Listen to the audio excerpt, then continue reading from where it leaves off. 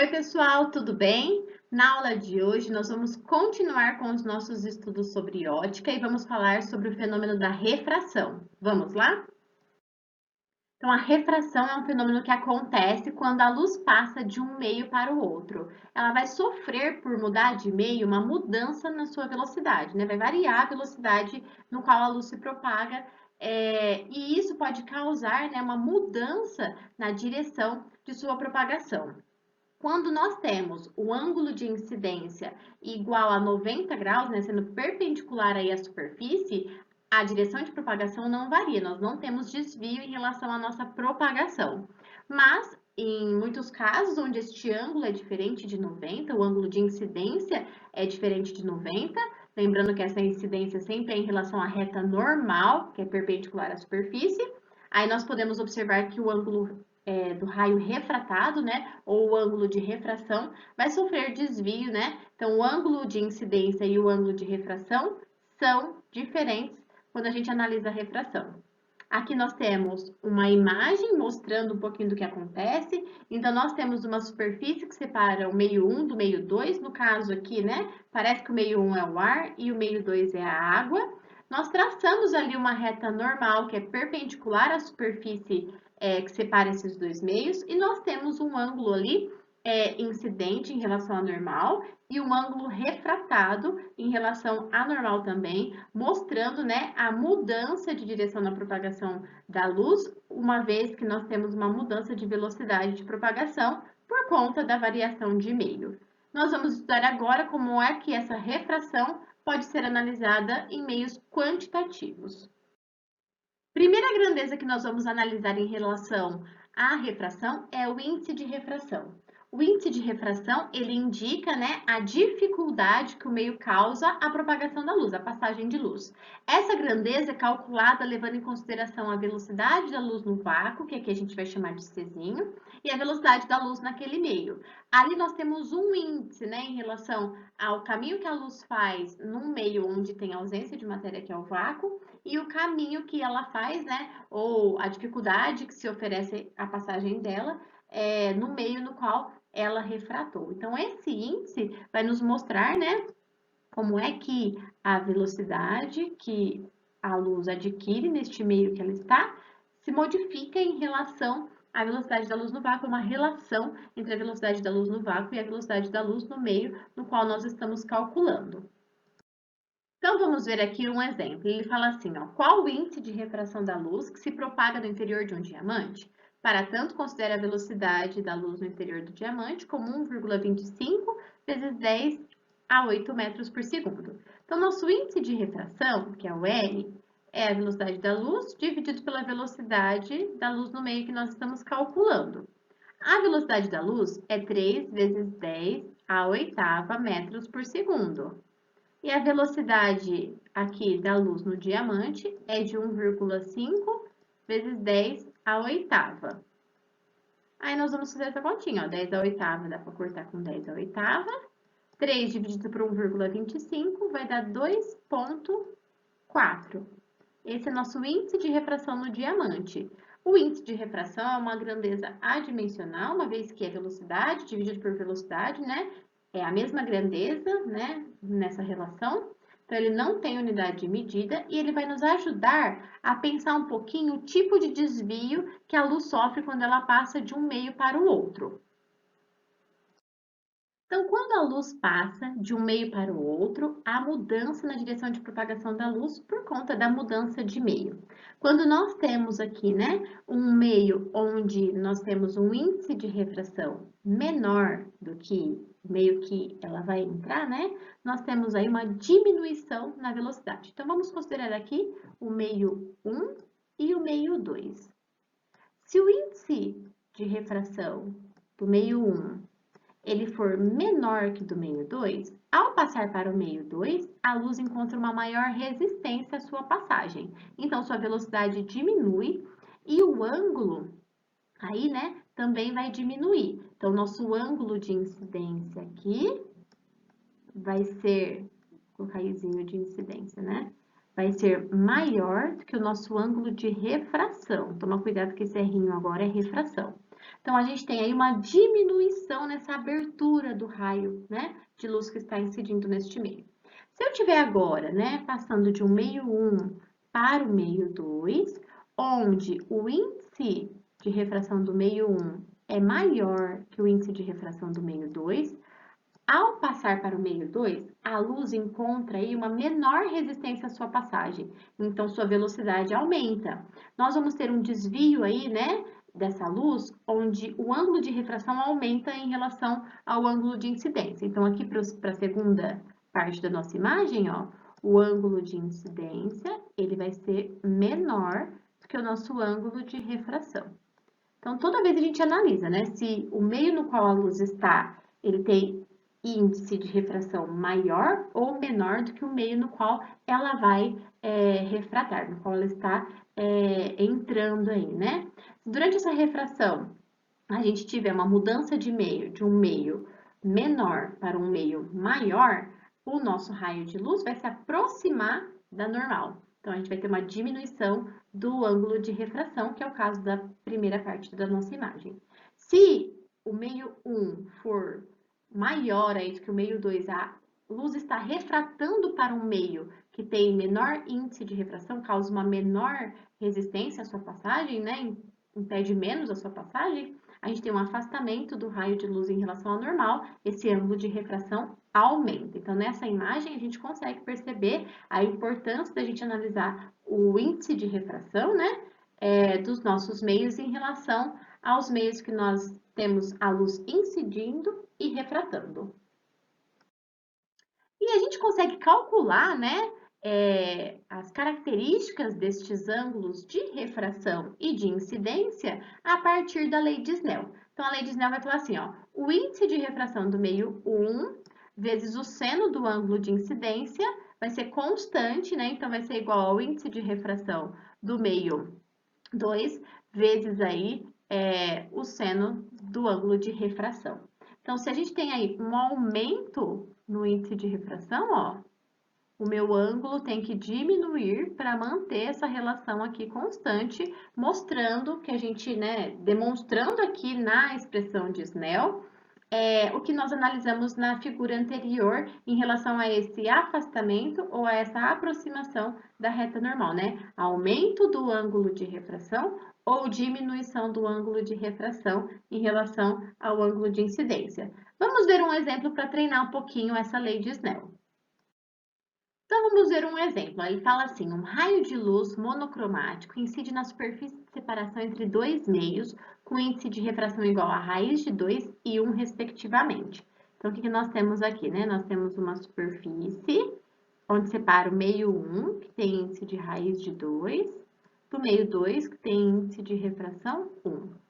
Aqui a gente tem a nossa reta normal, eu vou traçar até aqui embaixo para a gente ver a refração. Nós vamos ter aqui, né, a incidência, e a refração acontecendo, mais ou menos assim, né, incidência e refração. Aí ele fala que o ângulo de incidência é de 30 graus e ele quer que a gente descobre o ângulo de refração.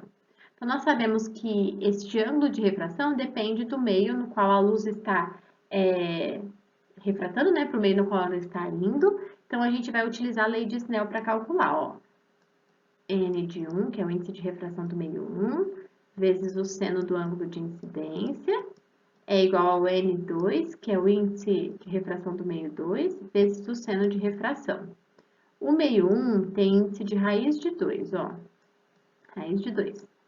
E o seno aqui é seno de 30, que foi o ângulo que ele falou pra gente. O meio 2, ele tem índice 1. E o seno de refração é o que a gente quer para a gente conseguir descobrir o ângulo de refração. Então, aqui fica raiz de 2, o seno de 30 é meio, isso aqui vai ser igual ao seno de refração. Então, nosso seno de refração, ele vai ser igual a raiz de 2 sobre 2. Que ângulo que tem seno raiz de 2 sobre 2? É o ângulo 45. Então, o ângulo de refração aqui, ó, vai ser 45 graus. Então, olha lá, né? Eu passei para um meio de menor índice de refração, o meu ângulo aumenta. está provado aqui pela lei de Snell. Nós vamos ver também o fenômeno de dispersão da luz. Quando a gente tem a luz branca, nós sabemos que a luz branca é composta por diferentes comprimentos de ondas, né? Que tem diferentes frequências aí. Quando ela atravessa um prisma, a gente observa aí, né, a dispersão, a separação da luz branca nos seus diferentes comprimentos de onda. A gente consegue observar aí essa separação no espectro dentro do visível, né? Então, nós vamos conseguir perceber essa composição da luz a partir desse fenômeno de dispersão. Os raios luminosos sendo separados em diferentes cores que compreendem aí diferentes comprimentos de onda, né, da luz. Quando a gente pensa aí para essa dispersão, nós temos aí um instrumento bastante importante, que é o nosso meio que causa esse efeito dispersivo, que é o prisma. Então, aqui a gente está vendo a decomposição da luz branca, né? Provando realmente que a luz branca é composta aí, né? De 7 cores, né? De frequências diferentes, de comprimentos de ondas diferentes, que compõem, então, essa onda conhecida como luz branca. Então, quando a gente passa ela por um prisma, a gente vê essa decomposição, né? Porque o prisma causa essa dispersão da luz nos seus diferentes comprimentos de onda e diferentes frequências. Aqui nós temos um disco de Newton mostrando, né, como a somatória dessas cores, né, compõe aí a luz branca. Como é que Newton contribuiu, né, para esse estudo aí da composição da luz branca? Ele apresentou, né, que a luz branca era composta de várias cores, isso por volta de 1666, a partir das suas observações e de decomposições, principalmente da luz solar. Ele usava prismas para decomposição. Ele apresentou, né, essa possibilidade da luz branca ser composta de diferentes cores, a partir aí do que nós já vimos que chama dispersão da luz ou decomposição da luz, a partir de um instrumento que vai ser nosso dispersor, né?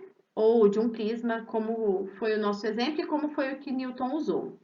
Após essa decomposição da luz ou dessa dispersão da luz nos seus diferentes comprimentos de onda e frequência, o Newton apresentou, né, que nós poderíamos recompor a luz. Se a gente somasse novamente esses comprimentos de onda aí, né, nós teríamos a luz branca. Então, a somatória dessas cores daria novamente a luz branca. E isso foi provado por ele nesse disco que nós chamamos de disco de Newton. Esse disco de Newton, nós temos aí, né, a divisão deste círculo ou deste disco como fatias de uma pizza, e a gente compõe lá, né, as nossas 7 cores que compõem a luz branca, que são as 7 cores que nós observamos também na decomposição, quando a gente observa lá o arco-íris, né?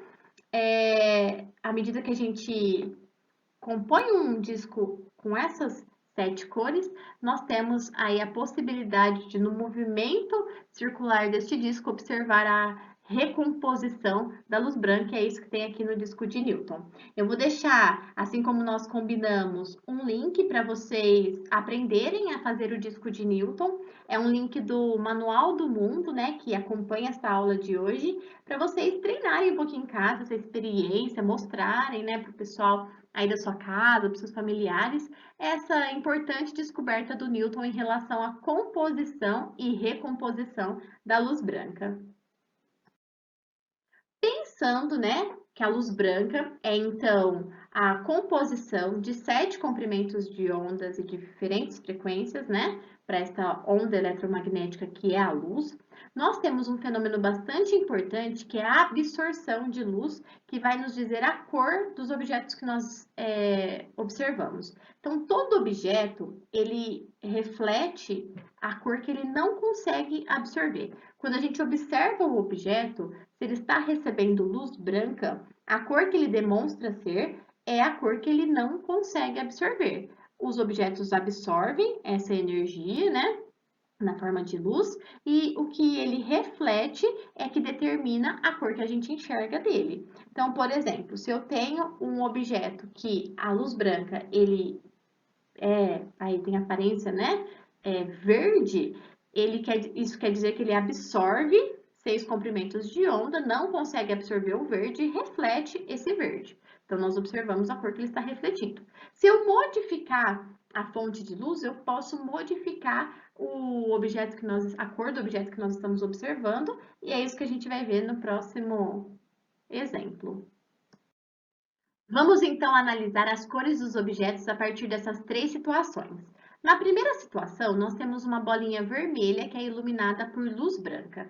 Nós já vimos pela discussão de absorção de luz, né, que um objeto apresenta a cor da luz que ele não consegue absorver, da parte da luz que ele não consegue absorver. Então, aqui, nosso objeto que é vermelho, recebendo uma luz policromática, que é a luz branca, que tem aí 7 cores diferentes, ele absorve 6 cores e reflete a cor vermelha. Então, ele não consegue absorver a parte da onda, né, que é a nossa luz aqui, que é no comprimento de onda do vermelho. Se a gente modificar para a situação 2 essa fonte de luz como fonte de luz vermelha, mesmo tendo mudado a fonte de luz, o nosso objeto ele continua com as suas mesmas características.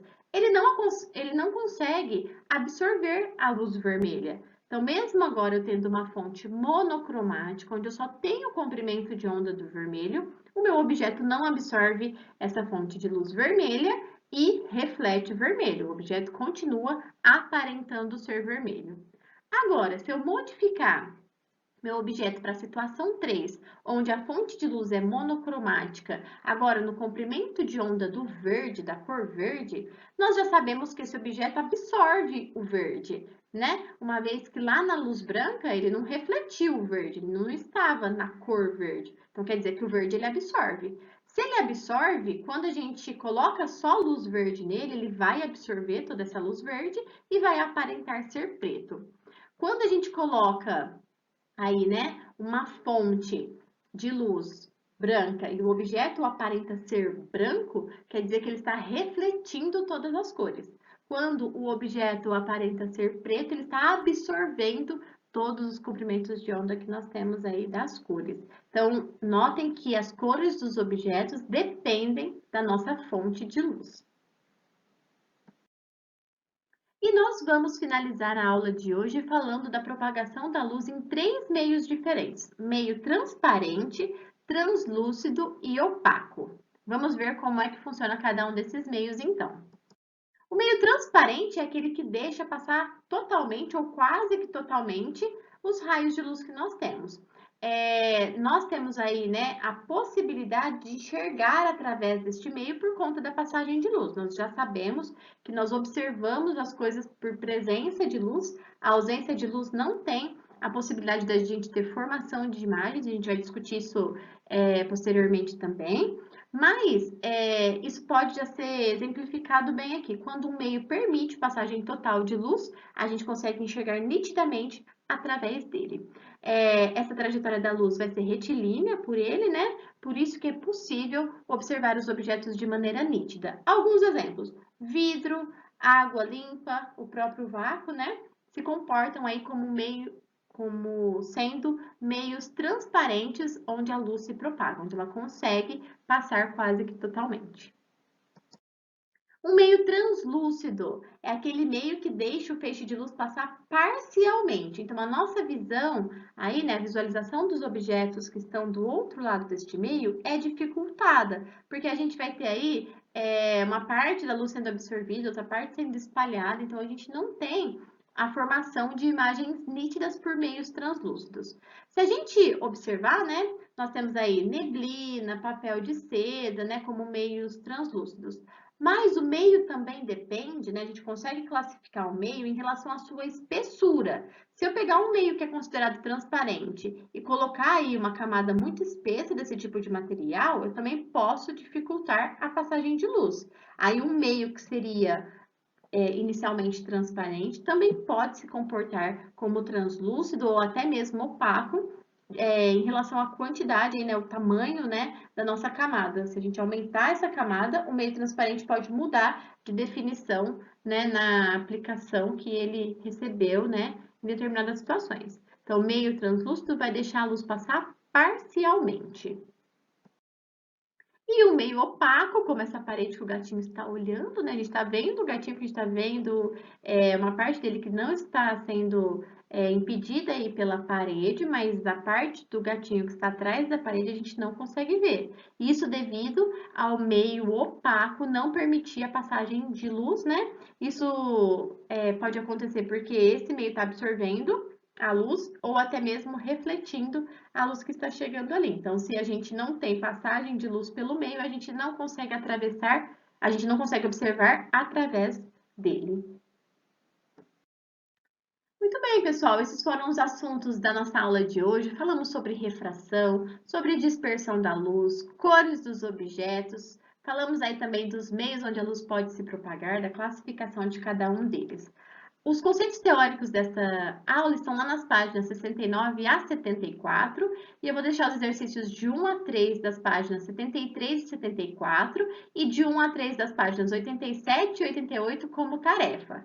Façam com atenção, com carinho e a gente corrige na próxima aula. Um beijo, bons estudos, até a próxima e já que é primavera, né, eu deixo uma mensagem aqui bem florida para vocês. Encante-se, transborde cor, espalhe amor. Primavere-se, né? Vamos aproveitar essa estação tão bonita do ano. Um beijo, se cuidem, tô morrendo de saudades. Até a próxima!